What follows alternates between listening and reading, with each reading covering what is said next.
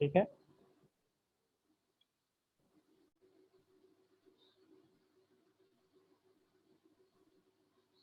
तो हम दो टाइप का बीम यहाँ पढ़ रहे हैं, एक आइसोलेटेड टी बीम है ना। आइसोलेटेड टी बीम में फ्लेंज और, एक मिनट,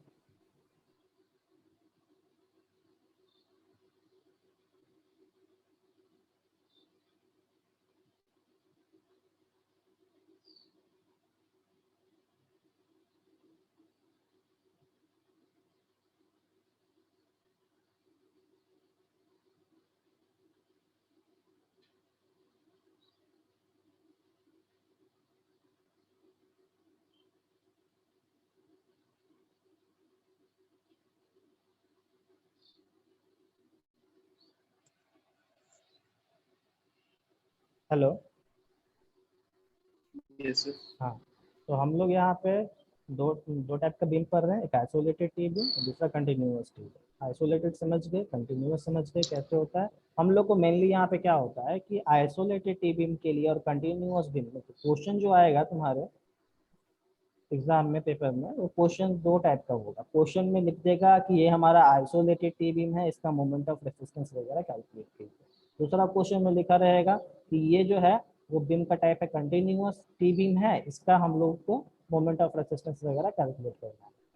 तो हम लोग को जो क्वेश्चन में लिखा रहेगा कि कंटिन्यूअस टी बीम है, ये आइसोलेटेड टी बीम है, तो दोनों के लिए बस एक ही काम है कि हमको effective width of the flange जो कैलकुलेट करना है, वो आइसोलेटेड टी बीम के लिए अलग आता है और हमारा कंटिन्यूअस टी बीम के लिए अलग आता है। तो मेनली जो हमारा यहाँ पर्पस है, हम लोगों को टी बीम का effective flange, effective width of the flange जो कैलकुलेट करना है वो देखना है।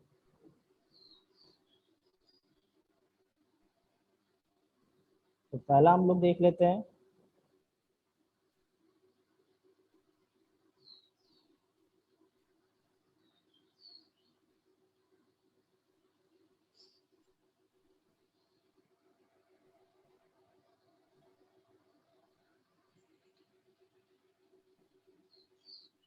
Effective width of the flange. पहला किसके लिए देखेंगे, आइसोलेटेड टी बीम के लिए कैसे कैलकुलेट करते हैं और क्या फॉर्मूला होता है वो हम लोग देख लेते हैं। IS 456 2000 में दिया हुआ है, हम वो पेज को भी यहाँ पे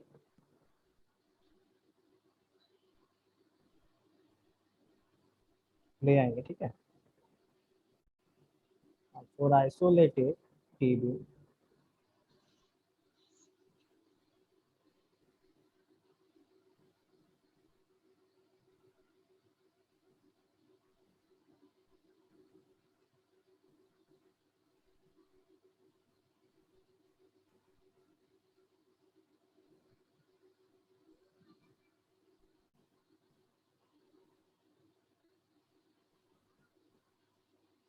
ये मान लो कि तुम्हारा टोटल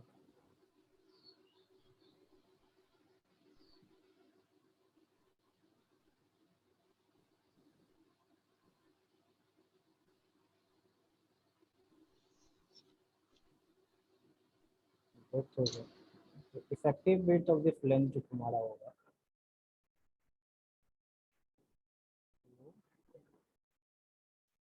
ये पार्ट होगा,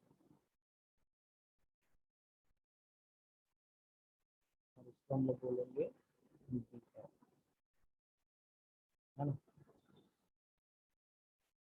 ये हो गया, और जो तुम्हारा इफेक्टिव डेप्थ होगा वो रेनफोर्समेंट के सेंटर तक होगा, इसको बोलेंगे इफेक्टिव डेप्थ, इसको बोलेंगे BW, विड्थ ऑफ वेब, और ये हमारा होगा डेप्थ ऑफ फ्लैंज। ठीक है, फ्लैंज का डेप्थ को हम लोग DF से रिप्रेजेंट करें।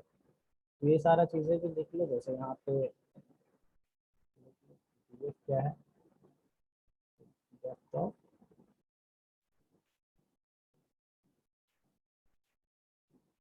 फ्लैंज है,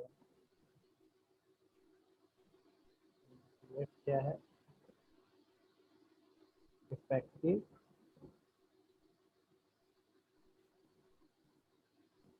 डेप्थ ऑफ फ्लैंज। और बाकी चीज़ें समझ ही रहे हो, दी इफेक्टिव डेप्थ है ना, और बी जो है तुम्हारा ओवरऑल डेप्थ, ओवरऑल विड्थ होगा फ्लेंज का।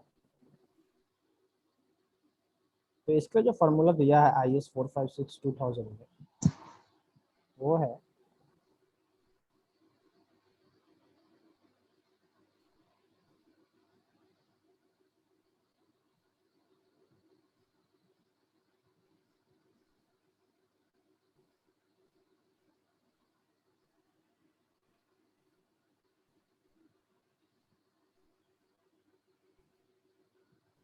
L0 divided by L0/B plus 4 + BW। ये किसके लिए दिया गया है? आइसोलेटेड टी बीम के लिए ये फॉर्मूला दिया है। ऑब्जेक्टिव में भी ये हमेशा पूछा जाता है तुमसे कि effective width of the flange for isolated T beam क्या फॉर्मूला होगा, या फिर ये सारा वैल्यू दे देगा और उसको बोलेगा कैलकुलेट करने के लिए। ऑब्जेक्टिव जो क्वेश्चन आएगा उसके पर्पज से भी ये आइसोलेटेड टी बीम का जो फॉर्मूला है बहुत इंपॉर्टेंट है। ठीक है, और बहुत सारे कॉम्पिटेटिव एग्जाम में भी पूछ लिया जाता है आइसोलेटेड टी बीम का फॉर्मूला। ठीक है, L0 divide by L0/B plus 4 + BW। ठीक है, ये तो फॉर्मूला याद रखना। यहाँ पे L0 क्या है? इफेक्टिव लेंथ है। इफेक्टिव लेंथ कहने का मतलब zero moment to zero moment जो डिस्टेंस होगा उसको हम लोग क्या बोलेंगे? L0 बोलेंगे, है ना।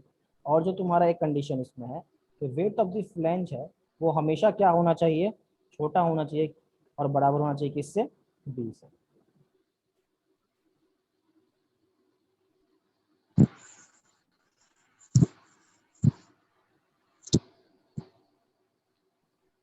तो तुम्हारा वेट ऑफ द फ्लैंज क्या होना चाहिए? हमेशा स्मॉलर देन होना चाहिए ओवरऑल वेट।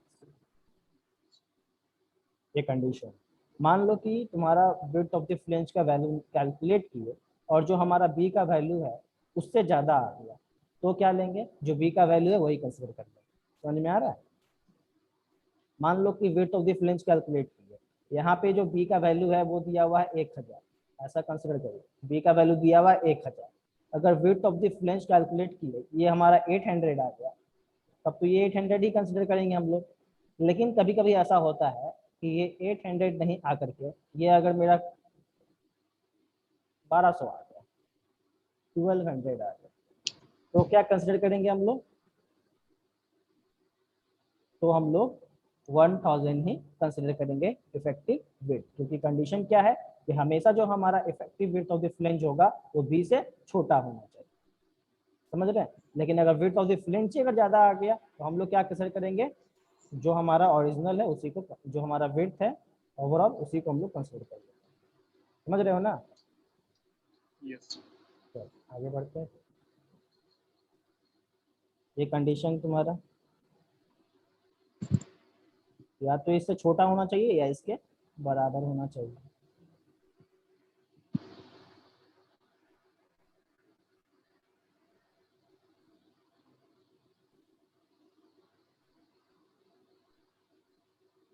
चलो आगे बढ़ते हैं लोग। इफेक्टिव बिट फॉर एल्बिन, अगर हमको आइसोलेटेड एल्बिन का अगर कैलकुलेट करना हो, है ना, तो कैसे कैलकुलेट करेंगे?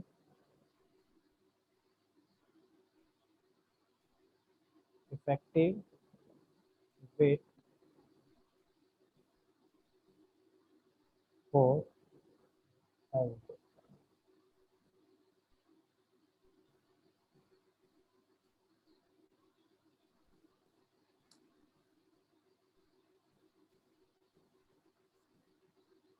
एल्बिन के लिए निकालना है तो इसके लिए जो फार्मूला हमारे कोड में दिया गया है, तो वेट ऑफ द फ्लैंज एल्बिन के लिए वो क्या दिया गया है?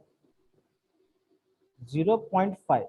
कुछ नहीं करना है, बस उसको क्या करना है? हाफ से डिवाइड, ये हाफ से मल्टीप्लाई कर देना। ठीक है, 0.5 से मल्टीप्लाई कर देना, जो हमारा ऊपर में फार्मूला हम लोग लिखे थे।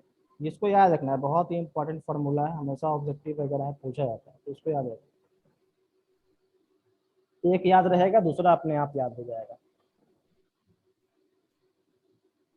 क्या करना है? एल वाले में बस 0.5 से मल्टीप्लाई कर देना, मतलब हाफ से क्या कर देना है? इसको मल्टीप्लाई कर देना है। ये तुम्हारा क्या हो जाएगा? Effective weight of the flange का फार्मूला बन जाएगा एल्बिन के। ठीक है, कोई दिक्कत?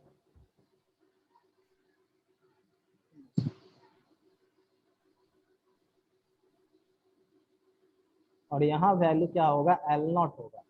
एल नॉट के बारे में बताते हैं, एल नॉट किसको बोलेंगे हम लोग?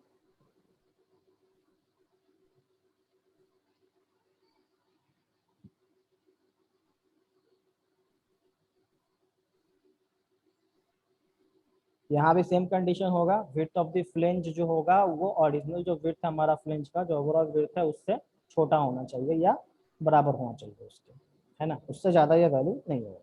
वेयर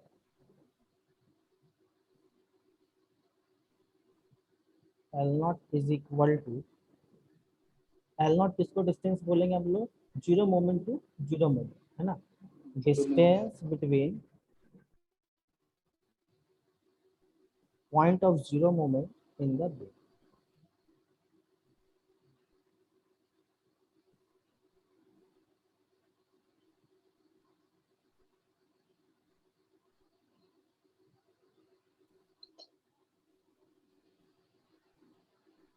जैसे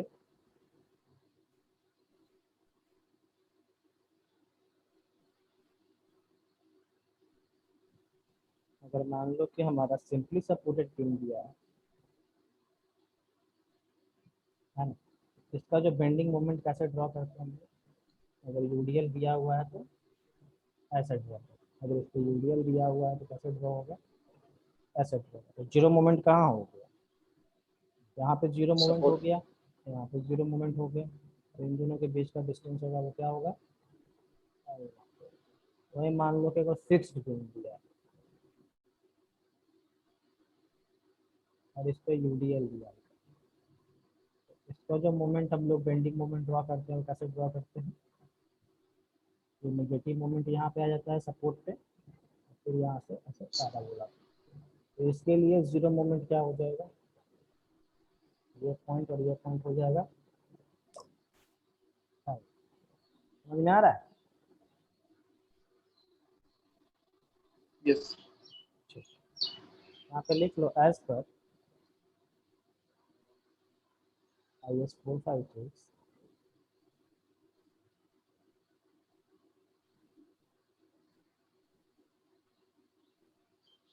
2000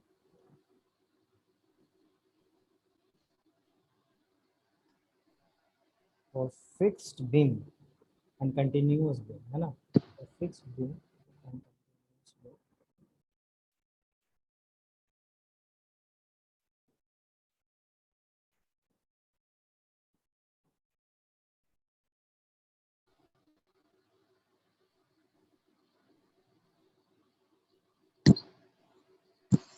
जो हम लोग इफेक्टिव लेंथ कंसिडर करते हैं वो कितना होता है, 0.7 L होता है।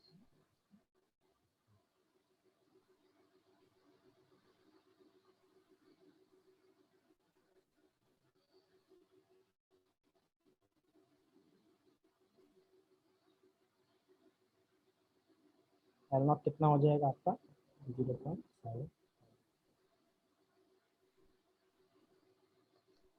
ठीक है।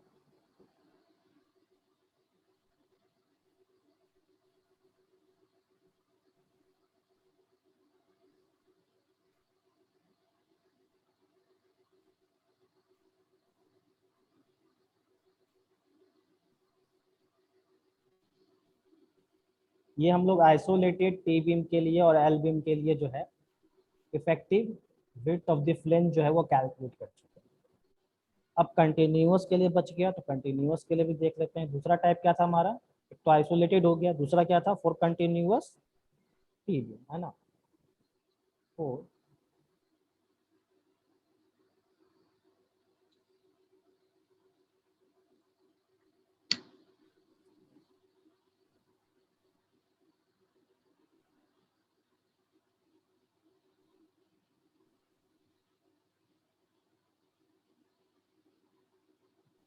कंटिन्यूअस स्लैब भी बोल सकते हो उसको हम लोग, है ना, कंटिन्यूअस स्लैब के लिए भी सेम कंडीशन है, और टी बीम या फिर एल बीम, अगर कंटिन्यूअस टी बीम है या फिर स्लैब रहेगा, तो इन सब के लिए जो है हम लोग effective width of the flange कैसे कैलकुलेट करेंगे वो देख, स्लैब हो या फिर बीम हो। अगर कंटिन्यूअस रहेगा तो हम लोग उसका इफेक्टिव विड्थ कैसे कैलकुलेट करेंगे, इसके लिए continuous effective width of the flange.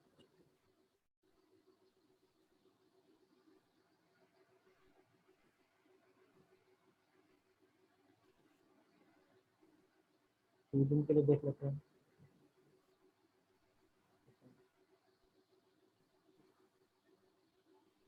तो इसमें जो हम लोग rate of the flange calculate करेंगे उसका फॉर्मूला कोड में दे रखा है L0/6 plus BW plus 6D। BW width of the क्या हो गया, वेब हो गया, और DF क्या हो गया, डेप्थ ऑफ द फ्लैंज हो गया। Depth और of flange.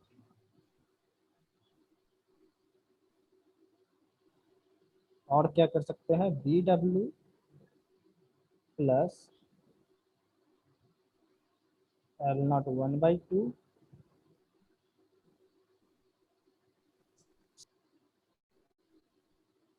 और प्लस L0 2/, इसके बारे में बताते हैं। तो ये जो लिखा हुआ है, ये क्या लिखा हुआ है, सेंटर टू सेंटर डिस्टेंस,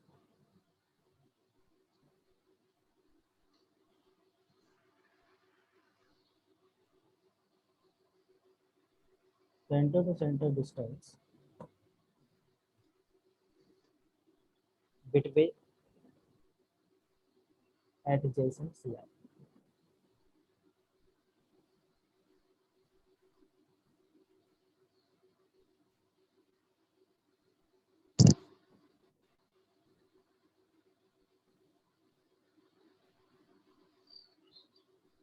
अब इन दोनों में से जो हमारा कम आता है वैल्यू, उसी को हम लोग effective width of the flange, ठीक है।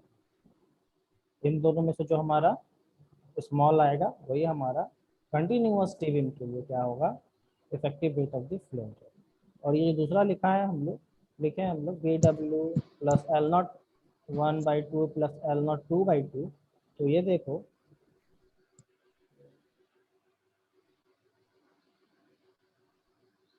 हमारा स्लैब हो गया, कंटिन्यूअस जो है हमारा tubing।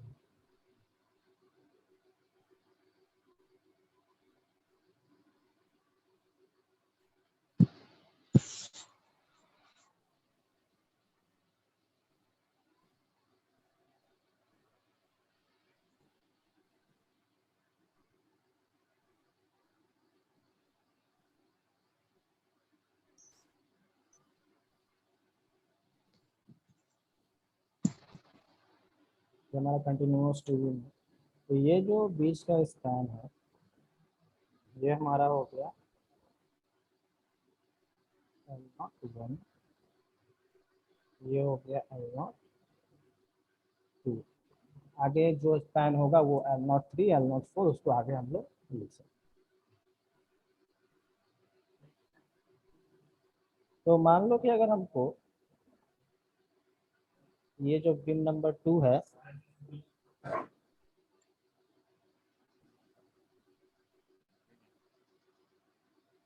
एक मिनट,